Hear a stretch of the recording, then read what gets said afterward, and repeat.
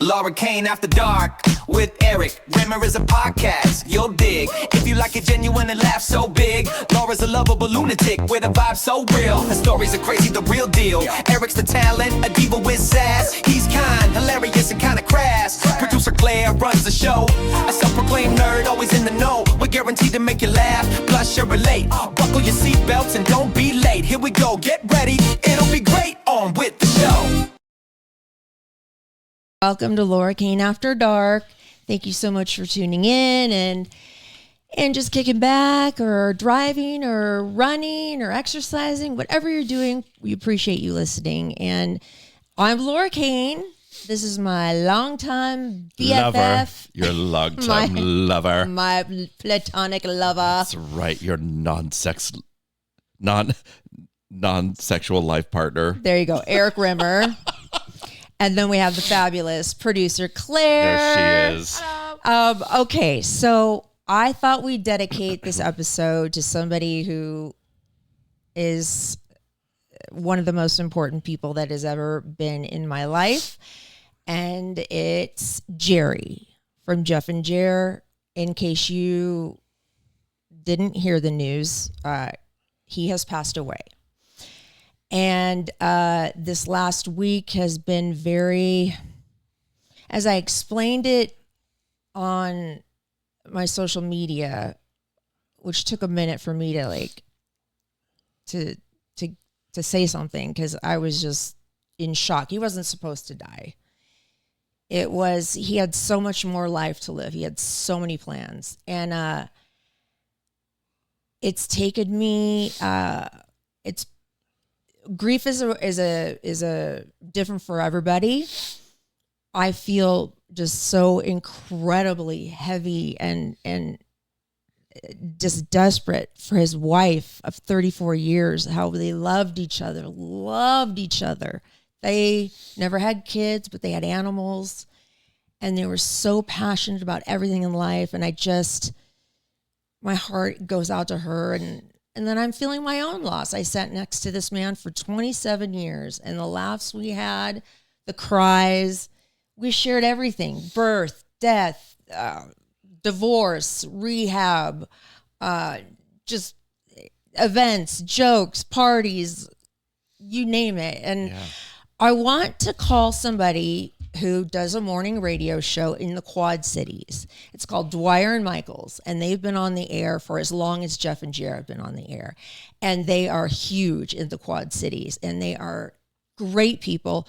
Bill Michaels, who, it's like almost midnight over there. I feel so bad because he has to get up and do a morning show. But he had formed, he always knew Jerry because we'd go to this morning boot camp. We knew morning radio shows from across the country just because they did the same things that we did. And we love these people. They formed a very beautiful bond at the end of Jerry's life. And I want Bill to talk about it. So I'm going to call him right now before he goes to bed. I'm sure he's in bed. This is Bill Michaels from Dwyer and Michaels. And I'm on the Roadcaster, so it should be. Hi, this is Bill. I can't take... Bill? Hello? Oh, my God.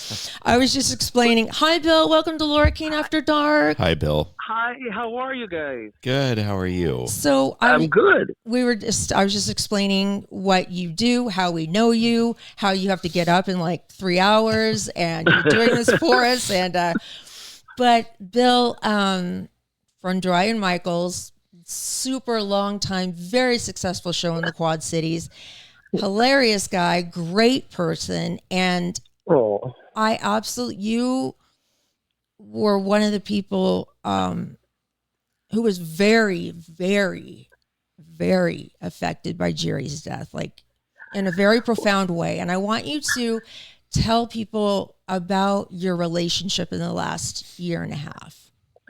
Well, yeah, I knew about Jerry's medical situation, and my wife and I had all three of our kids some really serious medical situations that we went through. And at that time, I had told him that my job was, I fell back on like Lamaze class to get my wife distracted and make it through this procedure, and then it was my job to distract these little kids, in grade school, and they had spinal fusion surgery, and it's brutal. It's excruciatingly painful. Yeah, not one, then two, then three. Oh So my I gosh. kind of got to be pretty good at this whole distracting thing. And I told Jerry at the time, I was just beside myself with depression, and all I did was I needed to come home from work. I didn't want to think about radio. I didn't want to think about this situation. I didn't want to deal with family stuff. So I went back to just building models, and it takes 100% of my focus just to do it the way I do it. I block everything out. And I told this to Jerry, and he What knew. kind of models first? Talk about what kind of models. Oh, okay. So it's not like choo-choo train stuff under the Christmas tree. This is like I shoot for like museum quality, and I sent you some pictures. You can feel free to do what you want with those.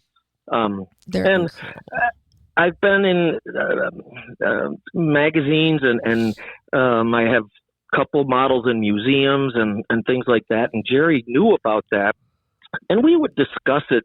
But I was kind of low key about it, at boot camp and stuff, because it's, I don't know, it's just kind of nerdy. Like, it's not restoring a classic car. What do you do? Well, I build model railroad stuff. It's not really, but it's who I am, and it's what I do. Right. And so then he told me, I love trains too. And part of our discussion, he's like, you know what?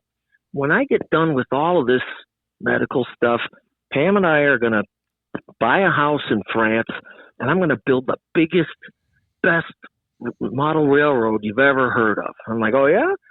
Well, I tell you what, Jared, you got to start, you start out with a theme, you start out with an era, and you start out with a location, whether it be a real one or contrived, dreamed up, and you start big and go down to a granular level and get some focus.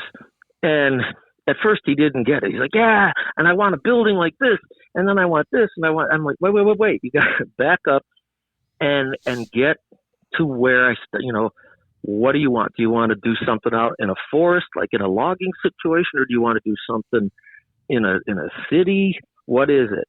And I said, what I did was, there are architects who design train layouts, and you do a whole interview process and tell them everything, fill all out this forms, paperwork, and ask all kinds of questions, and it gives this architect, a scope and where to start. So Jerry's like, yeah, I know one. I talked to another one. Give me the name of your guy. And he finally started to get it. And then it was just off to the races. He knew what I was doing.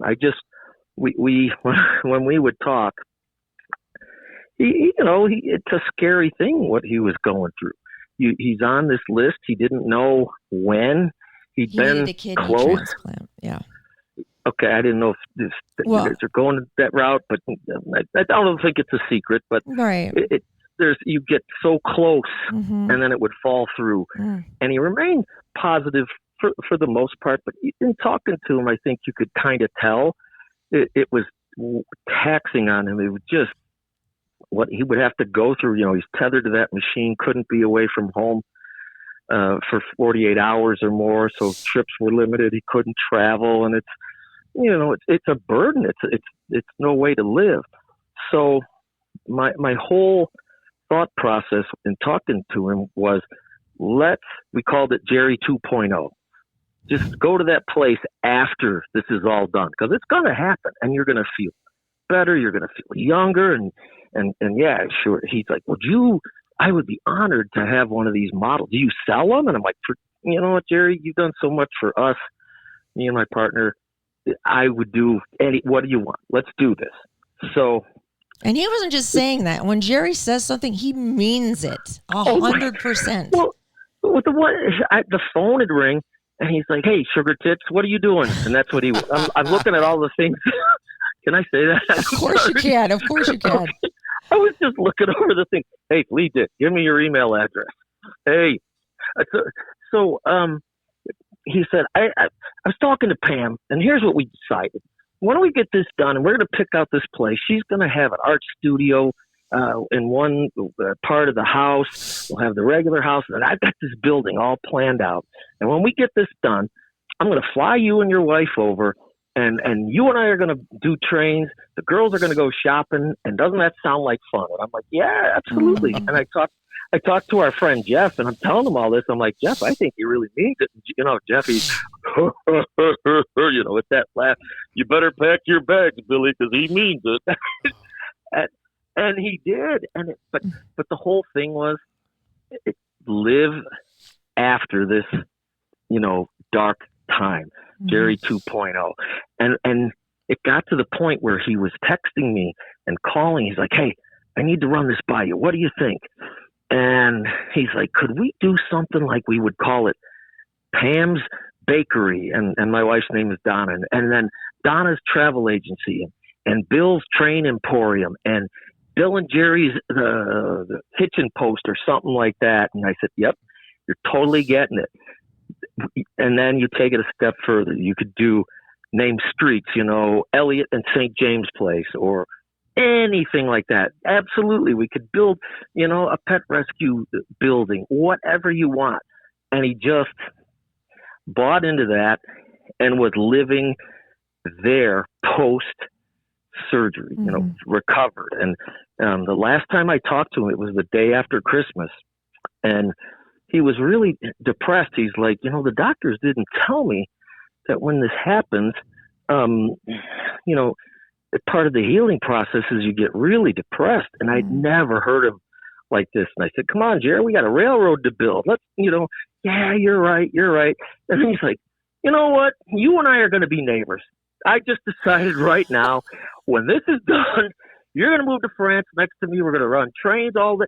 And at that point, I didn't care. Just whatever, Jer, I will do. I knew I overcommitted. I could never build as many models as he was needing for this thing and what he had in mind. And our goal is going to be to have it featured in Model Railroader magazine. I didn't have the heart to tell him that they're not going to be publishing the magazine by the time we would even start this thing. But who cares? Keep the focus on anything other than this period in his life. And tell us about the last handwritten. Jerry was the last person to handwrite notes and mail them.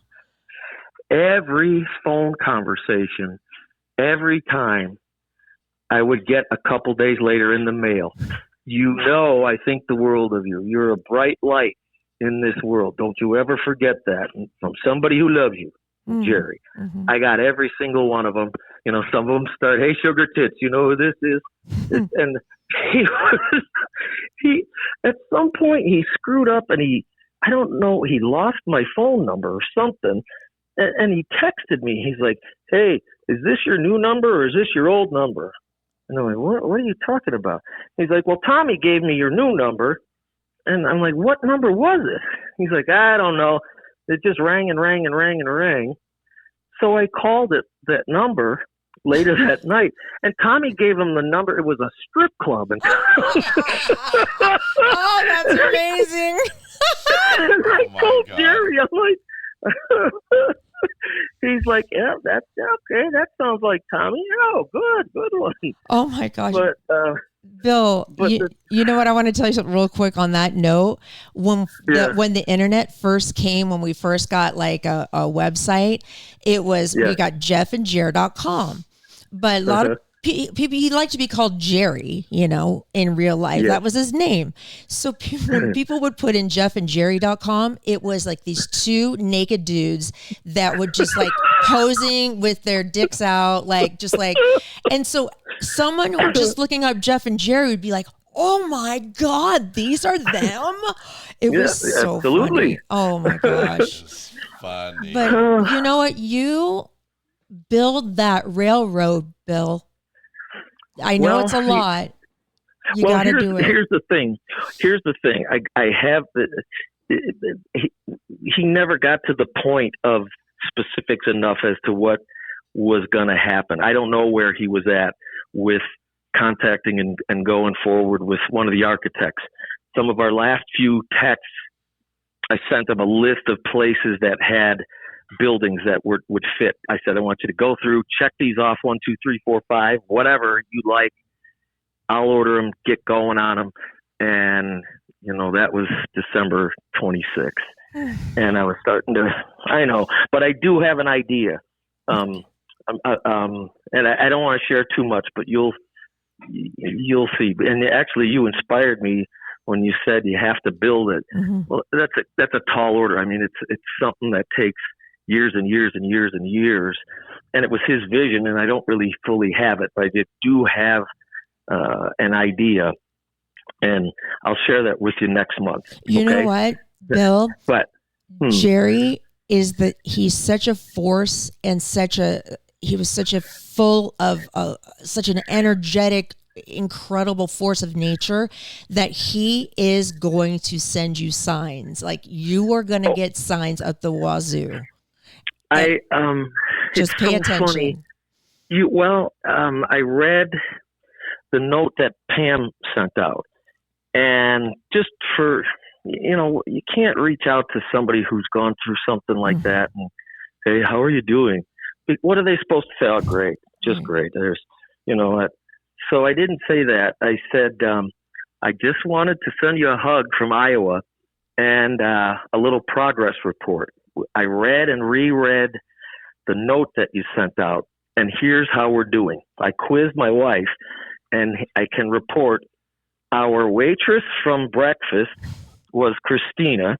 At lunch, Matthew with Tony helping him fill our drink glasses. And then yet this past morning, it was Alyssa. And I ran down because that was one of the things. Like, Jerry would pay attention to the names of waiters and waitresses. And I sent that to Pam, and I said, there was another one. I got a message from somebody. I never knew your friend Jerry, but I read what you wrote about him, and I can tell it's a giant loss for everybody. Mm-hmm. And Pam calls him a unicorn, and I'd never heard anybody referred to as a person as a unicorn, but there really isn't another Jerry. No. You talk to him, and here's what I noticed when we first met those guys, both Jeff and Jer. And we're pipsqueaks in Davenport, Iowa, but when you talk to them, they look you in the eye as you're talking to them. Their eyes aren't darting around the room looking for somebody heavier than you. They're listening and they're engaged. And hey, come on, let's finish this conversation at the bar. Buy me a Sam Adams. Come on, I mean, he was fully engaged, I guess. Ego never entered the room. The room. And for a while, I thought, man, he's so over the top with this. And then I finally realized that's just how he is with everybody. Mm-hmm. It can't, I've never met anybody like that. Yeah. And I'm just so thankful to have you guys. Tommy and I are pretty good friends. I talked to Laura a lot. And that was so nice of you to call, because obviously Jeff must have told you I lost it. I was not expecting this news. And in fact, I never considered that. I told him that the worst is behind you, Jared. Come on, let's go. 2.0. We got a railroad to build all the time. And he's a one of a kind. And they broke the mold with Jerry for sure. They did. And Bill, you are somebody that I think was his closest confidant in the end, to be honest. I mean, someone from afar, but someone so close, and you're a lot like him in that loving space. So thank you for loving him so much. I almost felt like I was intruding, but it was just something that I did, something that he did, and it was a neat experience. Yeah. Well, You're an awesome I wish we person. didn't have this outcome, but I'm sure thankful for all the lessons that he gave me, and we talked about, he was a pretty shrewd business guy. Oh, yeah. Did you know he played the drums? Oh, yes. And he I would learned send- Italian, and he wanted to learn. He still had he was like Frank Sinatra. He was like a Frank Sinatra, like bigger than life person. He said, "I'll send you learn to speak French tape so that you guys could be fluent when you come to visit us in France." I'm like, Of course he did. of course. Oh. But yeah, I just love him, and the things that he taught us about, forget radio, just about being a good person. Mm-hmm. He always seemed to he was curious about stuff. He was way different than me. You know, I'm a Catholic and he's a Buddhist, and I'm a meat and potatoes Midwesterner and he's a vegetarian. That didn't bother him one bit.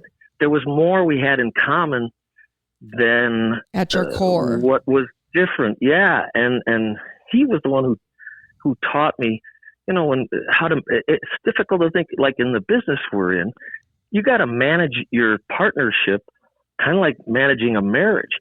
And if things go wrong between the morning show, well, there's more than just two guys fighting. It's Laura's job, Tommy's job, Randy's job, the salespeople, the company. It's a spiral effect. So, you know, he said, you got to learn to celebrate your differences. You're telling me all these things. You want Greg to be more like you. That'd be boring, because we can't stand just one of either one of you. So we couldn't have two. All right, Bill, Dwyer and Michaels, where can people hear you tomorrow morning in like 3 hours? I'm sorry, I'm calling so late. It's fine. You can anytime. It's twodorks.com. Twodorks.com. Okay. Twodorks.com. And it's streaming there and all over the internet and everywhere else. Dwyer and Michaels, Quad City. You guys have been on the air 30 years now? 30, yeah. It'll be 35 years. We met in college. They're hysterical. They're Jeff and Jerry like. I mean, you're very much like, that's why we got along so well. And they were our models. They were the template that we knew we wanted to be like, you know. So, but the gifts that he gave us, we got forever, you know. And he was I knew he was the dad of your show, you know. He'd like to be known as the big brother, I think. Is that what it was? Well, I don't know. I'm guessing. Okay. But you know what? Everything you said was so right on, and I know you're hurting. This really hit you hard, and I'm all of us, you know. I'm holding it together just like you are, and I text Laura every so often, just, you know. But I'm wearing my Crew Slut shirt right now. Crew Slut? And it's spelled CRUE. That's not the one you misspelled. You spelled, what did you call it? Morty Crew? Oh. He asked me what concerts we went to, and I said, I spelled Motley Crue wrong. Oh, boy. Morty Crew. He goes, what is that, like a tribute band or something? Anyway, Bill, I feel bad. I need you. Go to bed. Go to bed. No, that's fine. I appreciate the call. I love you too. And if anybody ever wondered what Jerry was really like, take it from a little pipsqueak in Davenport, Iowa. He made me feel just as big as if he were talking to Pavarotti or Sinatra or whatever. And it's a gift. And I'm so blessed and thankful to have had him in my life, and you guys, and Jeff, and Tommy, and that I was nervous to meet those guys, and they're like, well, it's fine. Were you nervous to meet me? No, not at all. Of course not. No, I hadn't learned that yet. I'm like, yeah, where's Jerry or where's Jeff? Good to see you. And that chick that's on the show too, whatever. The Crew Slut. There she is. The Crew Slut. Anyway, oh gosh, Bill, thank you, and so well said. Everything you said, and I love you, and we'll talk. I'll text you tomorrow. Okay, appreciate it. Thank you. All right, have a good show tomorrow. Bye, Bill. Okay, thanks. Bye, Bill. Bye. Now I wanted to hear from somebody who he touched from afar. Really close. Now we're gonna call Tommy real quick. Okay. this is not going to go well, I don't think, because Tommy was like, I'm tired. Can we do it tomorrow? I'm like, no, but let's see if he answers.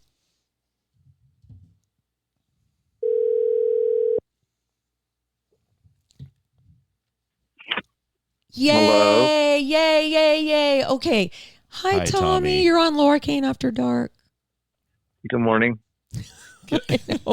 I know. You were tired when I asked you like 3 hours all right. ago. It's all right.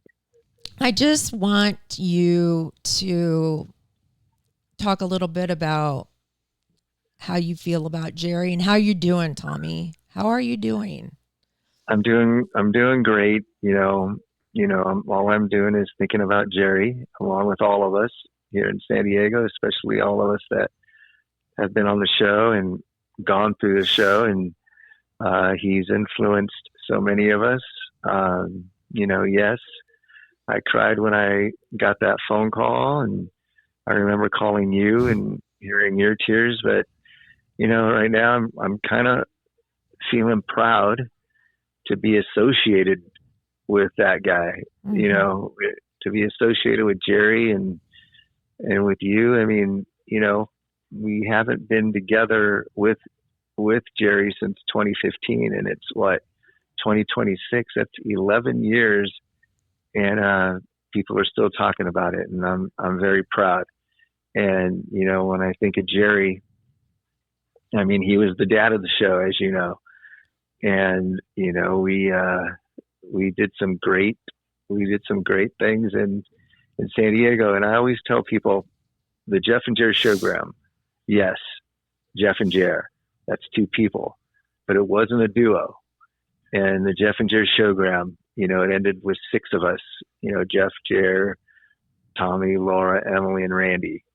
It wasn't even an ensemble. The Jeff and Jerry showgram was San Diego, because it was listener based. Everything we did, we needed our listeners to be there for us, from the, human flags to that human lightning bolt to raising money. If we needed 5,000 people to show up to outline a human flag, that's the very least we needed, was 5,000 people. 60,000 people showed up. Jerry, I mean, we're very, very blessed and lucky to be on the radio when we were, because I don't think a great morning show today could come close to what we did. Not, because of talent, but because of the times. I mean, we were very lucky that everyone was listening. Now you have choices to listen to a zillion different things, but back then was the radio. You know what? Jerry, at this day and age, would make it a way that he was a leader. He was like an innovator. He would make things larger than life. So I think that even if we were still on the radio, we would be in other aspects, in other ways. He'd make it bigger. He'd make it better. Of course, with your help. I mean, you would do all the work. He'd have the idea. I was thinking about that. When he had an idea, I was so young and green, but hungry, that I didn't know what he was asking was kind of impossible. He was always asking, hey, we need a lot of people to show up. And we made it happen because we didn't know any better. We didn't stop ourselves by saying, the guy's lost his mind. There's no way. We were so we need hungry. Johnny Carson on the air the last day of his show, and look what you did. I mean, well, but we were a team, and led by Jerry. That's accurate. Jeff was a huge part of the show, just as much as Jerry, but Jeff would be the very first one to say Jerry led the Jeff and Jerry showgram.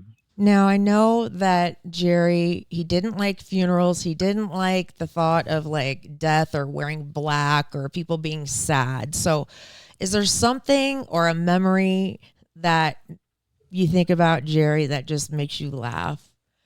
that you can think of off the top of your head? Something that happened that like one of the shows, an instance. Yes, when the microphones were off. I mean, we were a great morning radio show when the mics were on. We could do like a whole. When the microphones, but when the microphones were on, we were a great show. But when the microphones were off, we were even better. And you know, my favorite part, you know, when we were in that limousine going to the Christmas party, or when we were at the Christmas parties that we had at Claim Jumper at Grossmont Center. Those were our favorite times because it was just us. And we would, you know, he would celebrate us. That's when Jeff and Jerry celebrated everyone that was, you know, part of the show. And what I learned from Jerry was how to tip. Mm-hmm. I think I tip well because I'm trying to imitate Jerry. And I loved the fact that when we were at those little, you know, private Christmas parties, making noise and having fun, he took care of all the tables that were near us. That we may have disturbed, that we definitely disturbed. He bought the lunch for almost the whole restaurant because he was that kind of a person. Well, we're, you know, yes, I cried just like you did, but right now I'm kind of just proud. I'm proud to, you know, be associated with you, you know, and I'm proud to be associated with the Jeff and Jerry Showgram, and it's kind of cool that people are talking about it, you know, sadly because Jerry passed away, but actually he's living on. For you know, sure. his name lives on and is so and it's kind of a beautiful thing. It is. Well, and are you okay, Tommy? Health wise, Yeah. I didn't like that post. I didn't like seeing it. Then, I was, you know, you were in the hospital, and I was in the hospital, but you know what? What? This is about Jerry. Maybe I know, but I just want to make sure you're okay. If you and Eric want me back to talk about that we could do that in a couple of weeks. But okay. Right now, it's all about Jerry, and I'm obviously talking about him, so I'm feeling really well. Okay. I'm feeling great, and I'm proud. Yeah. Well, Tommy, I love you more than anything, and Do you love me more than Eric? Yeah, that would probably be a yes. Oh gosh, I'm you know kidding. what? I'm kidding. Tonight, I love Eric. Yes, I do. I love you, Tommy. Because you need to hear that tonight. So, No, Eric, you and Eric are kicking butt, and I'm proud of you. But you're my brother, Tommy, and you always will be, and you're one of the best people I've ever known in my entire life and ever will. And so I love you, and I'm sorry that we lost our sweet Jerry. Yeah. God bless Jerry. God bless Jerry. God bless Jerry. Okay, good night, Tommy. All right, good night. Good night. Take care of yourself, Tommy. So a lot of people asked me, oh wait, let's call Randy real quick. Because we gotta get Randy's, because I wanna hear, we gotta hear a Randy laugh. Oh, I got a dad joke for Randy. Oh, okay. Yeah. Because it's not going to make you laugh. No. We're kind of doing a tribute for Jerry Cesak, who passed away suddenly, unexpectedly, too young, with so many more plans, leaving behind his wife of 34 years. Hello? Randy. Yeah. Welcome to the Laura Kane After Dark podcast. I'm sorry we're calling so late, but that's all right. We got off the phone with Bill Michaels and then Tommy and I want to know, how are you doing? I'm okay. I'm still kind of wrapping my head around it. You know, it just seems kind of surreal to me. You know, I know that he's in heaven and all that, but it's just so. You know, he was such a force of nature, you know, and you just, to have that absent in your life, you know, it takes some getting used to, I think. Randy, you know what I really need? I kind of had like a little mini panic attack, mental breakdown yesterday, because you know how grief hits you in different ways and in different times, you know. And what I would love is for you to give me one of your favorite, funniest memories of Jerry, just so I can hear you laugh. Okay. Now you know about this, but it's probably one that sticks out in my mind more than any. There's always obviously been a bunch, but what really stands out in my mind is you remember a segment we used to do called Morning Show Pyramid? Yes, the game. Yes. Yeah. And what happens is Jerry would write out, he'd make me the booth announcer. You know, obviously I have a booth announcer's voice. Yeah, right. Which I think was the point. But, right. He would always write out my script. And then just before, we're on the air, and he would say, okay, here you go. So I didn't have time to see it ahead of time. And so, you know, they start the music, start the segment, and I go ahead and I start reading it. Now, I had just started out in radio not long after that, maybe, you know, a few years, but not much. So I was pretty gullible, you know. So I know what you're going to say. Oh no! Now, before I go any farther, can I say what was on the yes, script? Of course. Okay. So I'm reading the script, and Jerry always, even years after that, would always put something in the script that he would think I wouldn't read it, just to make me laugh and to break my composure. Right. I didn't know you weren't that. supposed to read it on there. It was just your inside joke. Yeah. So I get to that part, and I had just introduced the players in the game.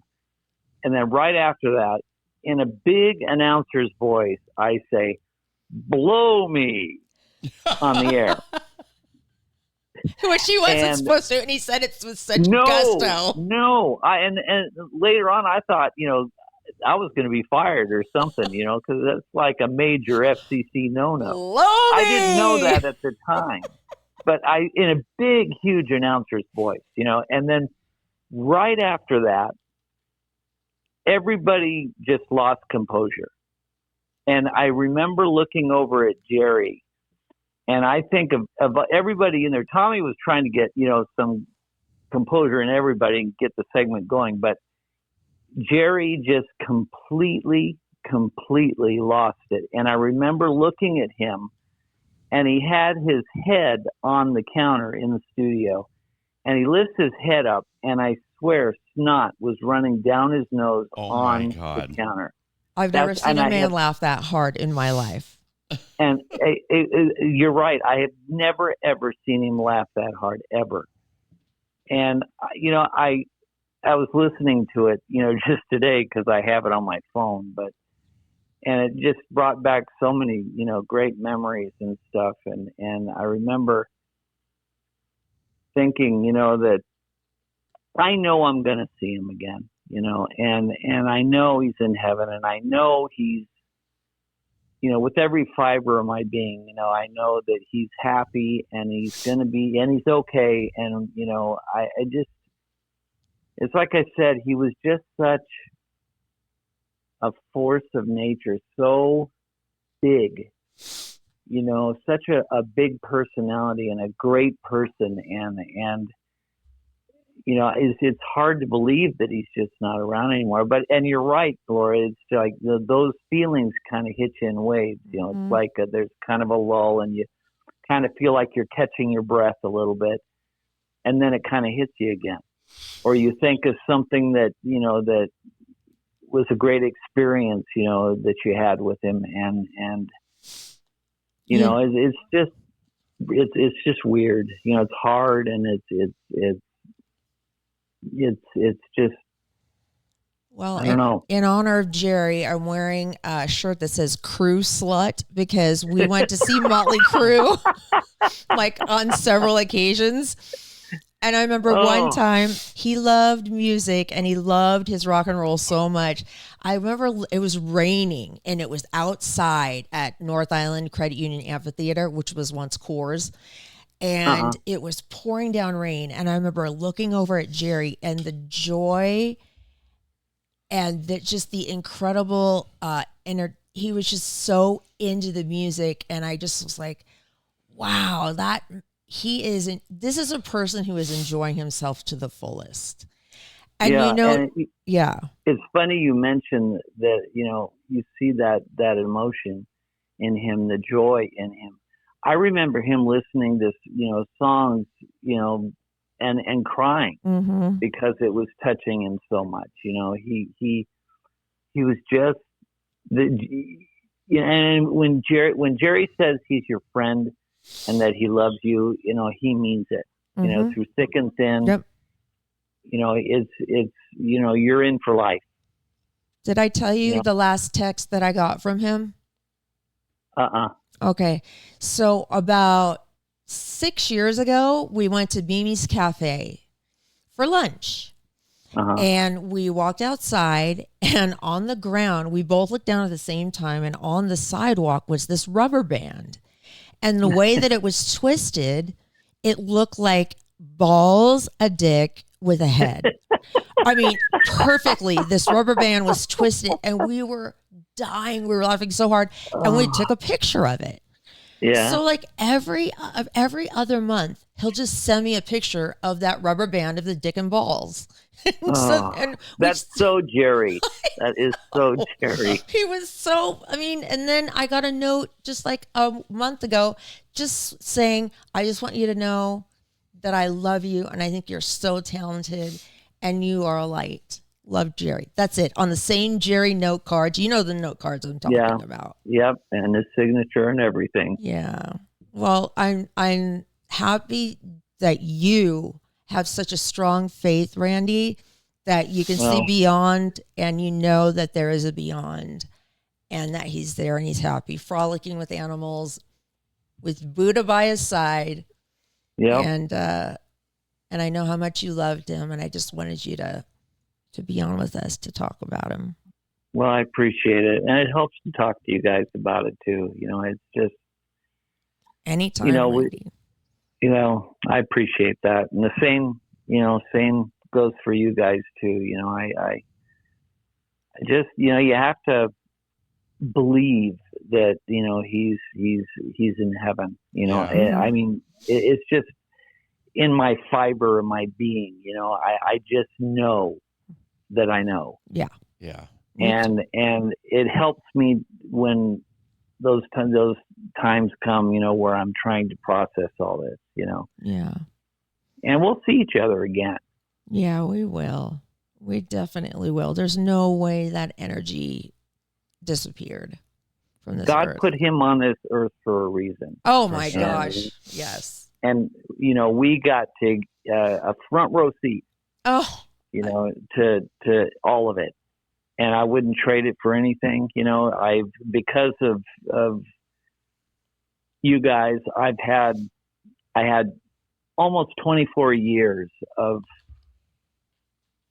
something I wouldn't trade, something that I just appreciate every day still.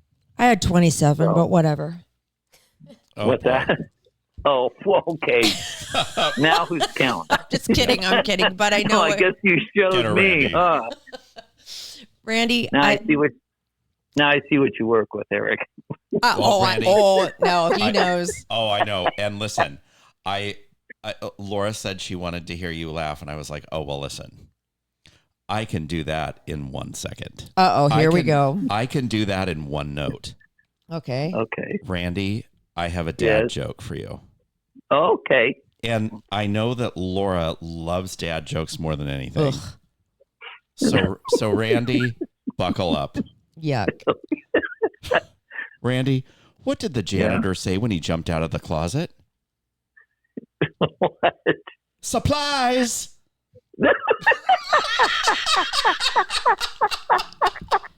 Randy, no, that does not deserve that amount of laughter. Dude. That was I so love it. Oh my Love you, God. Randy. Oh my God. Well, can you just come on all the time? thank you for my that. God. I swear. I was looking the other day when I saw the news. I was looking back because I have so many fond memories of just being on the show and doing the Hollywood Report and saying things that I shouldn't have said. And when I was looking back, and when you were on the show, when we were in the studio, and you did something to you either waxed my eyebrow or did. Remember that? No. With some beauty product, and I was. It was. Did you? Randy did it to you? Yes. Oh my God. Did he take your whole eyebrow You're going off? to be mad at me. No, I could never be mad at you, but it hurt so bad I saw stars. It was terrible. Oh my God. It was so funny. He waxed something. Oh, well, that is bizarre, but It was amazing. It wasn't my pubic mound. No, and I wouldn't get anywhere near that. oh my God. Dude. You should see his chest hair. It's huge. I won't be in the same room. Well, you know Good what? luck. Oh my This is God. exactly what Jerry Well, would want. I guess Laura's gonna have to do it then. Oh, hell no. Oh, yeah. God. You know, Jerry would want us to laugh. He would definitely want us to keep God. laughing, and this is what it's all about. And Randy, thank you so much. I know you're a very busy dad, and I love you more than anything. And I'll call you tomorrow or the next day. Okay. Okay, And I we'll love talk. you guys. I love you, Randy. Love you. Thank you. Love you. Okay. Bye. Bye. Oh my And God. you know, that's all, you know, I just wanted to say that I'm really going to pay attention, because I heard that when somebody passes, somebody as forceful as Jerry, he's going to leave me signs. He's going to leave you for signs. sure. He's going to leave. All you have to do, I heard, is ask your loved one who has passed for a certain, be specific. Don't go, send me a sign. Say, I want Jerry, send me a sign in the form of an animal. Jerry, send me a sign in the color yellow. And I bet we just get signs. We loved Breaking Bad. We got to go to the Breaking Bad finale at the Hollywood Cemetery together. yes. He would send me, we had the same exact taste in TV shows and movies. And that man made me laugh harder than anybody on this planet. We cried, we laughed. I sat next to him for 27 years in an intimate setting for 5 hours a day. I spent more time with him than I did with my husband intimately, not like intimately, but you know what I mean. And boy, I just am trying to think of him in a green pasture with all the creatures just frolicking and loving on them all and drinking his favorite beer. And my motto is WWJD. What would Jerry do? Yeah. And I'm going to do things to the fullest, and I'm not going to half-ass anything anymore. And I'm going to do things right, because that's the way Jerry would do it. Absolutely. And Jerry, we love you. We miss you. And we know you're still around, and we're going to try to stay smiling and happy when we think of you, and we love you. And this podcast is dedicated to Jerry Cesak, a one-of-a-kind unicorn, as Absolutely. he has been referred to as. And then, anyway, Claire, I know we're moving on to a different subject, because I really wanted you to talk about this thing you wanted to, because I really wanted to go to this, and then we're going to talk about the Golden Globes. Oh, yes. Real Yes, quick. yes. Okay. This is something I wanted to go to forever, and tell me about the Oddities and Curiosities Expo. And where was it at? So Where it was was at the it? Delmar Fairgrounds in like one of the big convention halls. Yes. It's a bunch of booths set up of people selling oddities and curiosities. Like? So a lot of taxidermy, a lot of like dead butterflies in shadow boxes, Okay. a lot of like antique things, like old antique kind of spooky things. Jars. Haunted things? Yes, a lot of jars of things, A lot of spooky haunted things. Photos. Old photos. I made several purchases. What did you buy? I bought earrings made out of real fossils, which are extremely cool. Got a little Here. shot of that for Oh, the yeah. camera. It's not gonna focus. Oh, wow. Doesn't matter. Is that like, They're that's like a fossils. dinosaur fossil? No, it's Or just like a it's fossil? like a shell. Cool. But the most exciting, I bought some photo prints, which I can't show on YouTube. Why are they naughty? Yes. Oh, okay. Why are they oddly naughty? They're just kind of spooky naked ladies. Okay. They're spooky black and white naked ladies. Oh, I kind of like that. But the most notable and the most expensive thing I got was something I've wanted for years, which is there's this guy, his name is Belmont Lowe, and he turns blood into jewelry and that kind of thing.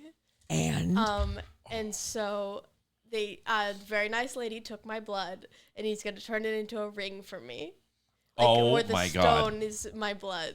Dude, so you've got like, Yeah, You like got- phlebotomist, like I'm a real phlebotomist, like a lady that whoa, like that's a real so, trained nurse lady. was it really crowded with like a lot of like cool looking people? Yeah, incredible people watching. A lot of cool Oh, I looking bet. alternative people. How much is the ring? I mean, like, what's the range? Just give me a range. So it's $400. Well, there's a lot that goes into it. There's I a lot guess. that goes into it. So I'm not gonna get it for 2 to 3 months, because the hardest part about it is getting the blood, because like he'll do it remotely, but then you have to mail him your blood, which is like hard for a lot of people. Oh, wow. I don't know how to acquire my own blood safely. You know what I mean? I'm Right. a professional.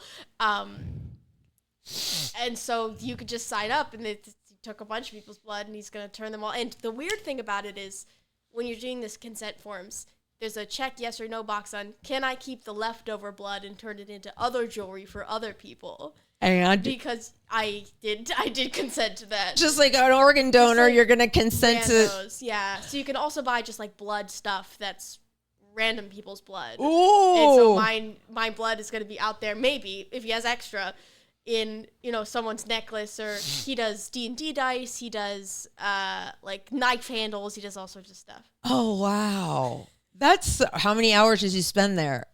I spent the whole day. Oh pretty my much. gosh, that's so up your alley, but it's kind of was- up my alley too. It was awesome. Oh, that's so cool. On what to kind of, Piggyback. piggyback Yeah, on what do it. Claire said. There is a jewelry company that does something else. Oh, yes. That's not with your blood though. It's with a different secretion. It's with another bodily function. No, you're not talking about. It's called Jizzy Jewelry, Laura Kane, and you can jizz in a cup and send it in, and they make your jizz into a piece of jewelry. Okay. Look at that let lovely me see. white gold ring right there. Okay, it's actually very beautiful and milky white, but Yes. whoa. So don't that know could if be you can like see your that. boyfriend's, you know what? Yeah. Jizz. You can have it with you always. Can Yeah. you imagine the company? Talk about a pearl On you. necklace. The Always. workshop God. that they're like working. Oh my gosh. Wow. Well, I have ashes. I have a ring with ashes from Dune Jewelry. Look at this. This is really starting to Jizzy be- Jewelry. Wow. Jizzy Jewelry. Yes. All right. Cue the Double D music, 'cause we're going to do a quick rundown of the We're Golden going to do it Globes. super quick, and then I'm going to talk about my birthday weekend. Oh, Super yeah, quick, because Eric's birthday, his Yes. birthday was Thursday, guys. And it was a blast. So the Golden Globes are this weekend. Nikki Glaser hosted it.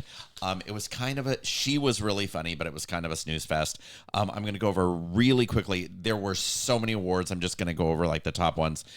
Best Motion Picture was Hamnet, like Barry was talking Yeah. about. Best Motion Picture musical or comedy was one battle after another, which I saw and I thought was a snooze fest. Best animated feature was K-pop Demon Hunters. Best actress drama, Jessie Buckley for Hamnet. Best actor drama, Wayne Mora for Secret Agent. I've never heard it, but it won several awards. Best actress, music or comedy was Rose Byrne for If I Had Legs, I'd Kick You, which if I write a book, I think I would like to name it that. I like the name, yes. Or If I Had Legs, I'd V Kick You. Shut up. No. Best actor, musical or comedy, Timothy Chalamet for Marty Supreme. Is that streaming yet? No. And Okay, I want to see that. known several people that have seen it, and they've all said they hated it. Okay, that Yeah. makes no. Well, okay. So I don't know. Best supporting actress, Tiana Taylor for One Battle After Another, who actually I love her, but she wound up on my worst dress list, and I'll tell you in just a second why.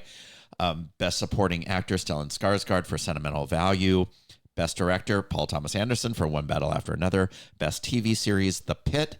Best actress, TV drama, Rhea Seehorn for Pluribus. Oh, I've got to Her finish speech was watching that. hilarious. She's Best so good. actor drama, Noah Wiley for The Pit.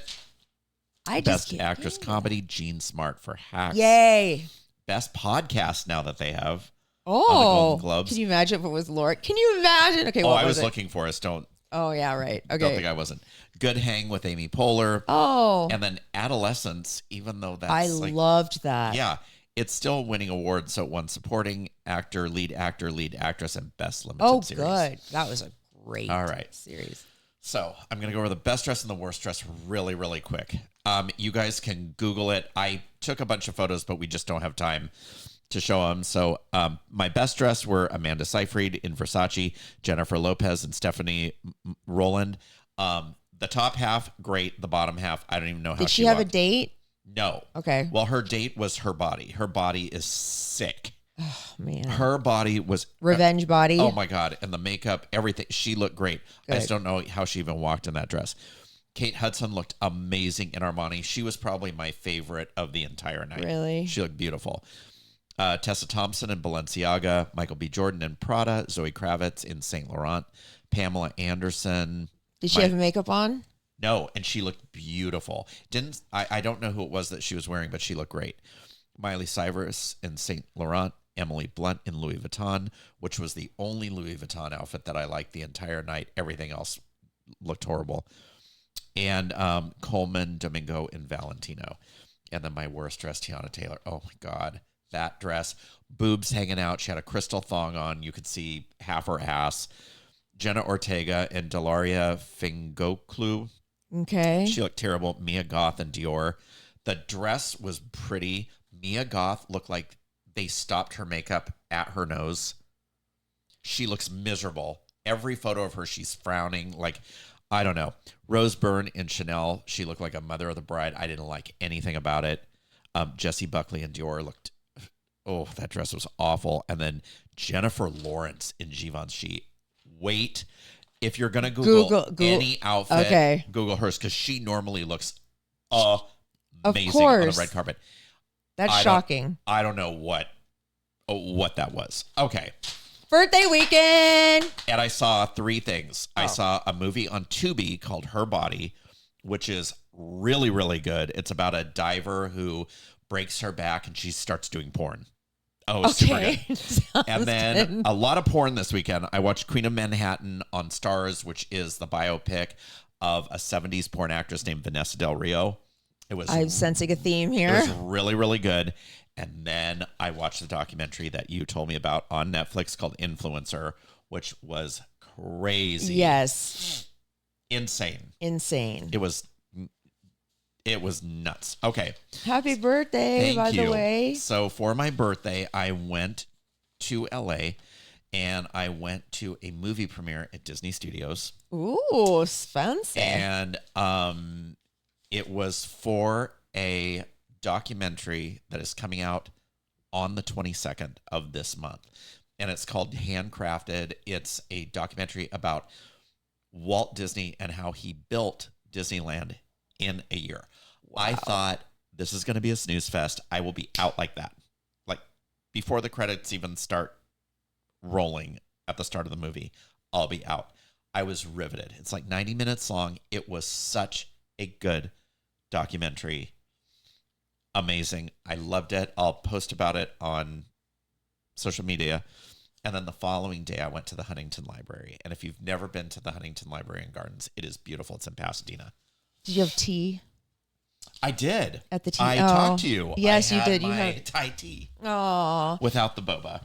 Oh, well, Yeah. happy birthday, Eric. And Thank I you. managed to get your birthday wish in like right before midnight. You And did. I know a lot was, you mean so much to me. And I just love you and Thank happy you. And birthday. I My love Capricorn, you. my little And Capricorn. Thank you to everybody that there were so many listeners and viewers and friends that sent such lovely birthday messages, and I really appreciate it. It was very sweet of you guys to take the time to do that. Oh, So thank you. And thank you for all the nice things that you guys have said about Jerry from posts It has been incredible. It's been overwhelming, and it really has been uplifting. And we just need to pray for Pam. And she sent me a lovely note. Oh, she's very, very sweet. She's an incredible person. And anyway, we love you, Jerry. We love you, Jerry. Your legacy will live on and on forever. And with that, love your podcast. Love your podcast. And I love you, my sweet babies. And I love you, Jerry. Love you, Jerry. Bye. Bye.